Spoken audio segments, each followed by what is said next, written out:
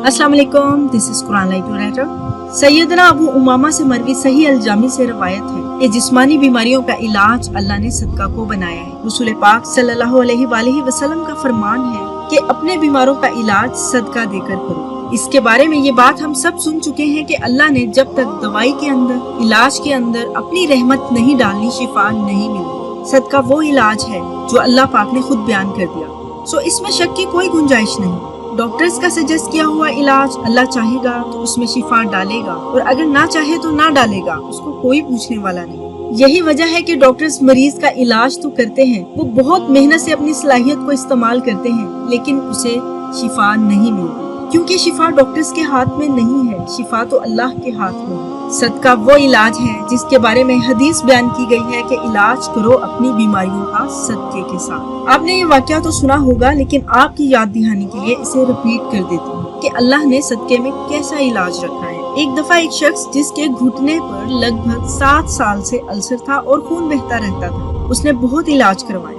मुख्तलिफ डॉक्टर से मशवरा किया, लेकिन कोई फायदा ना हुआ।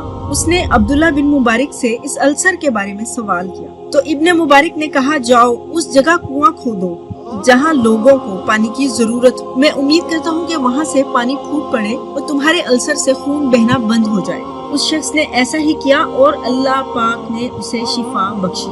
अपने बीमारों का इलाज सदका देकर करो। सल्फुस सालेहीन की नेक औरतें तो हर बीमारी का इलाज सदका से करती थी। माँ उठकर सदका करती। पूछा जाता कि ये किस चीज का सदका है, कहती कि मेरा बेटा बदतमीज है, ये उसकी रूहानी बीमारी है और मैं सदका इसलिए करती हूँ कि अल्लाह उसकी इस्लाह फरमा दे। सदका न सिर्फ जिस्मानी बीमारियों का इलाज है बल्कि ये कल्बी बीमारियों का भी इलाज है। सल्फुस सही की ये रिवायत है कि एक आदमी ने रसूल अल्लाह से शिकायत की कि ए अल्लाह के रसूल, मेरा दिल बहुत सख्त है। बहुत से लोग इतने सख्त होते हैं कि किसी की वफात या बीमारी पर भी उन्हें रोना नहीं आता। दिल की सख्ती अल्लाह को पसंद नहीं, अल्लाह पाक रहम दिल लोगों को पसंद करते हैं।